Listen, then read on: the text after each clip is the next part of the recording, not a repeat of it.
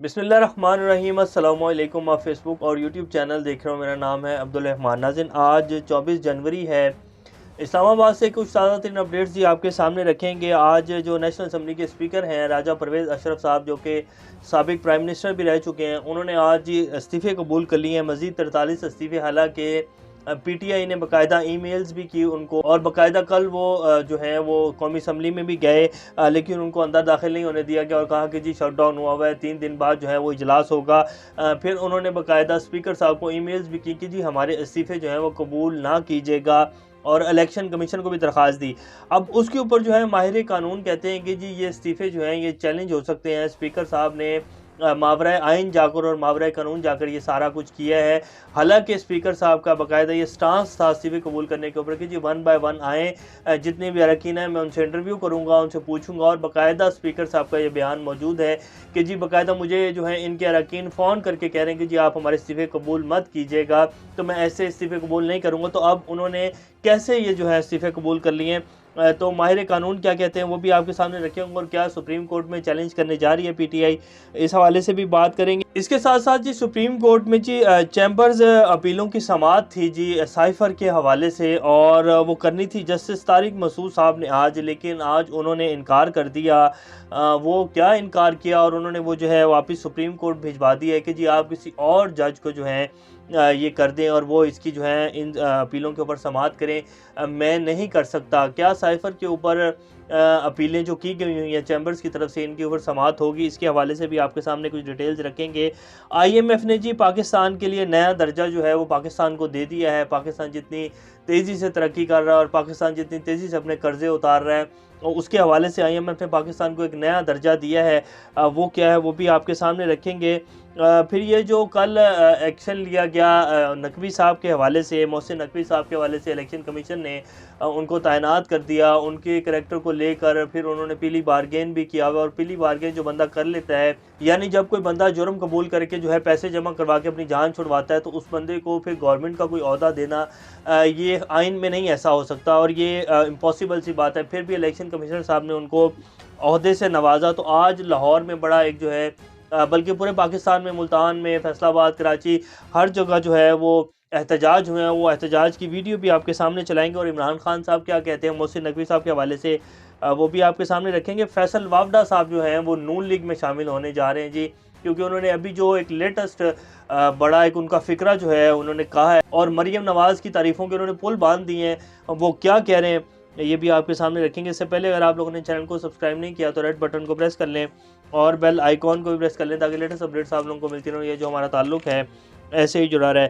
अब ये जी माहिर कानून है अबूज़र और सलमान साहब ये कहते हैं कि तहरीक इंसाफ इस्तीफ़ों की मंजूरी को चैलेंज कर सकती है, क्योंकि स्पीकर साहब ने एक दिन पीछे की तारीख डालकर इस्तीफ़े कबूल किए हैं। और फिर इसके साथ स्पीकर साहब ने ये मौका बनाया था पहले कि ख़ुद इंटरव्यू करके तस्दीक करेंगे और फिर इस्तीफ़ा कबूल करेंगे, लेकिन फिर नई पोजीशन ले ली जो कि कानून की खिलाफ वर्जी के ज़ुमरे में आती है। और ये जो है आर्टिकल 64 के तहत, और आर्टिकल एक और है जी उसके हिसाब से ये सुप्रीम कोर्ट में चैलेंज किए जा सकते हैं कि जब आप पहले ये कह रहे हैं कि जी आप 1 बाय 1 तस्दीक करेंगे, इंटरव्यू लेंगे, उसके बाद आप इस्तीफ़े कबूल करेंगे, तो फिर आपने कैसे जो है इतने सारे इस्तीफ़े कबूल कर लिए? ना आपने बुलाया, ना आपने तस्दीक की, फिर इवन के जो उनके अरकान की बाकायदा ईमेल्स आई हुई कि जो हमारे इस्तीफ़े कबूल मत करें, तो फिर आपने कैसे इस्तीफ़े कबूल कर लिए? अब इलेक्शन कमीशन का इम्तिहान है ये, कि इलेक्शन कमीशन भी अगर डीनोटिफाई कर देता है उनको, और ये 45 इस्तीफ़े, 43 वाले जो इस्तीफ़े हैं ये कबूल हो जाते हैं, तो फिर आप लोग खुद समझदार हैं कि कहाँ जा रहा है पाकिस्तान। और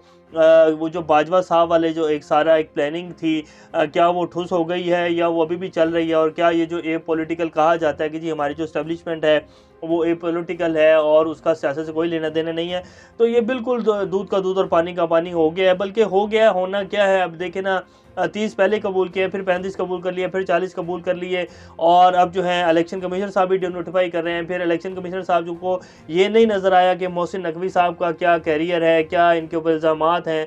बाकायदा कल जो है फॉर्म तक जो उन्होंने बाकायदा साइन करके जो है पीली बारगेन की थी वो भी आ गए, और अभी तक वो फैसला जो है वो वैसे ही खड़ा है।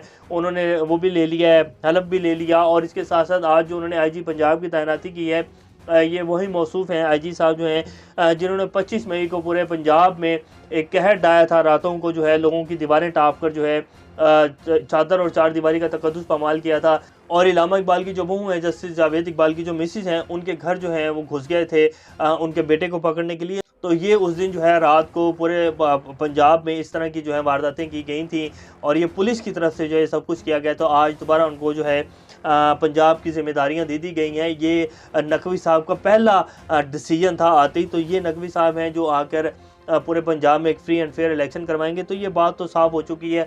और फिर जो बात हमने पहले भी आपके सामने रखी कि लेटेस्ट अभी जो है मोहसिन नकवी साहब ने उम्रा किया है और वो जिस आला शख्सियत के साथ गए हुए थे खाना काबा के, उन्होंने बाकायदा अंदर जाके नवाफिल भी अदा किए। बड़े कम खुशकिस्मत लोग हैं जिनको ये मौका मिलता है। और बहरहाल ये अब इस तरह की सारी जी बातें हो रही हैं उनके लेकर उनको। तो मेरा नहीं ख्याल कि इलेक्शन कमीशन को ये फैसला लेना चाहिए था, जब ऑलरेडी इतना एक कोहराम मच चुका है सियासत में, इतना सब कुछ हो चुका है, पाकिस्तान जो है तबाही के दहाने के ऊपर खड़ा हो गया है। फिर इस तरह के जो है फैसले लिए जाना, इससे क्या वाज़ेह हो रहा है कि सिर्फ इमरान खान जो है वो काबिल कबूल नहीं है, बाकी हर चीज़ जो है वो काबिल कबूल है। और इमरान खान को नहीं आने देना। और कौन है जो चाहता है कि इमरान खान ना आए, और इमरान खान की जंग किसके साथ है। बहरहाल ये जी इस टाइम चल रहा है और ये इस टाइम की सूरत हाल है।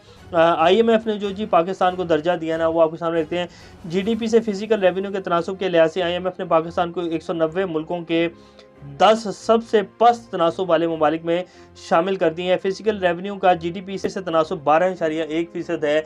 और पाकिस्तान की GDP आपको बताएं तो आप लोग हैरान हो जाएंगे कि माइनस में, अल्लाह ना करे अल्लाह ना करे, लेकिन ये जो अब साल चल रहा है और जो अगले आने वाला साल होगा, पाकिस्तान की GDP जो है अभी मेरे ख्याल 1 पॉइंट समथिंग है और माइनस में जो है ये कहा जा रहा है जितने भी इंटरनेशनल अदारे हैं।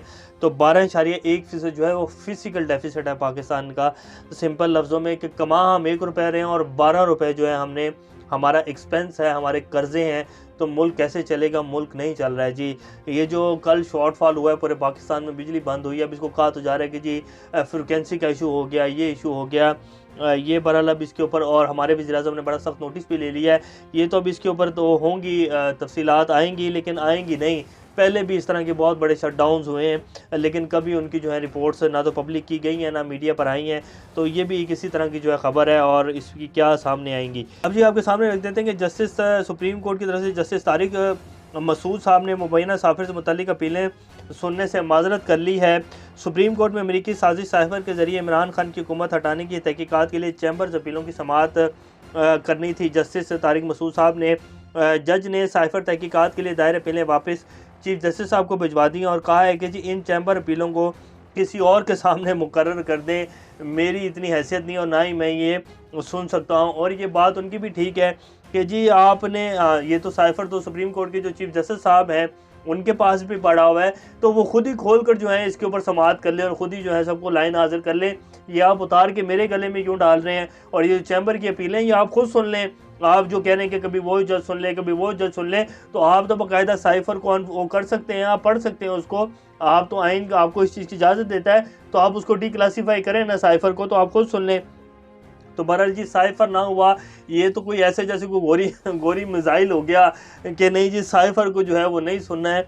और ये बहरहाल उन्होंने कहा कि जी मैं नहीं सुन सकता, आप किसी और जज को दे दें। वैसे अगर इसके ऊपर समाअत हो जाए और इसके ऊपर कोई कमीशन बन जाए, बड़ा जुडिशल कमीशन बन जाए, तो इसमें बड़े लोगों की जो है गर्दनें आएंगी।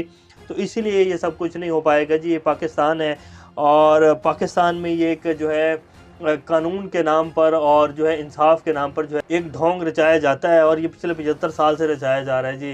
पाकिस्तान में क्या क्या कुछ नहीं हो गया और क्या क्या कुछ हो रहा है और अभी आने वाले दिनों में पता नहीं क्या क्या कुछ होगा। तो इस मुल्क में अंधा कानून है जी, कोई जिसकी बस लाठी है उसकी भैंस वाला हिसाब है। और ये आप सब लोगों के सामने कि क्या चल रहा है। इमरान खान जो है पिछले 8 माह से जो है वो बेचारा शोर डाल डाल के क्या क्या कुछ नहीं किया उसके साथ, उसको फायर किए और उसकी जो है FIR दर्ज नहीं हो पा रही। पंजाब में उनकी हुकूमत होने के बावजूद JIT के जो अरकान थे वो क्या कर रहे थे JIT के साथ, और कैसे CPO साहब जो हैं वो किसकी हिदायत ले रहे थे। पंजाब में हुकूमत जो है PTI की थी। तो ये पाकिस्तान है जी, इसमें क्या होगा अब। ये जो है आज लाहौर में जो बाकायदा जो प्रोटेस्ट किए गए हैं, इसी तरह मुल्तान, इस्लामाबाद, कराची पाकिस्तान के बड़े शहरों में थे। तो इमरान खान साहब कहते हैं Lahore reject this corrupt caretaker CM violent PTI hater and one of the players with ex chief of army staff the main architect of regime change conspiracy. जब ये रिजीम चेंज ऑपरेशन चल रहा था ना, और नो कॉन्फिडेंस मोशन आ रही थी और लोग खरीदे जा रहे थे, तो ये जो मोहसिन नकवी साहब है ना, ये सबसे आगे आगे थे। और ये डीलें करवाने में, जगहें जो है करने में, बंदों को बुलाने में, पैसा इधर उधर, ये सबसे जो है मेन किरदार थे। और जरदारी साहब तो कहते भी हैं कि ये मेरा बच्चा है, और आपका तो ये परवेज इलाही साहब रिश्तेदार भी है, तो वो भी उनका जो है बड़ा क्लिप वायरल हो रहा है। तो वो इमरान खान भी कह रहे हैं कि ये मेन बंदा था रिजीम चेंज कॉन्स्पिरेसी में, सारा किरदार इस बंदे का था, और ये एक मेन मोहरा था उस कॉन्स्पिरेसी का। His appointment negates that very concept of neutral care taker.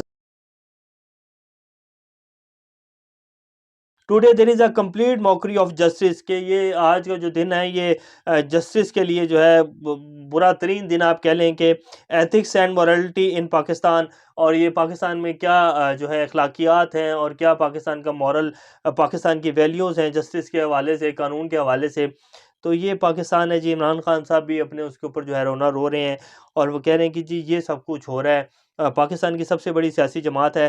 Faisal Vawda साहब जो कि कहते होते थे कि जी मैं खान का बड़ा सच्चा सिपाही हूँ, और खान को जो है पूरी पीटीआई को जो है वो करप्ट लोगों ने जो है घेरा हुआ है, और भयानक चेहरे जो हैं उन्होंने खान को और पीटीआई को यरगमाल बनाया हुआ है। फैसल वावडा साहब जो हैं, जिन्होंने बाकायदा नून लीग के लिए बूट ला के जो रखा था उनके प्रोग्राम में, काशिफ अब्बासी साहब के प्रोग्राम में, और बाकायदा 1 से डेढ़ माह के लिए जो है उनका प्रोग्राम बंद हो गया था, और बड़ा वायरल हुआ था इनका वो क्लिप, जब इन्होंने कि जी ये जो है ये बूट जो है ये चाटते हैं नून लीग वाले। तो अब फैसल वापडा साहब कह रहे हैं कि अल्लाह मरियम नवाज जैसी बेटी हर बाप को अता करे।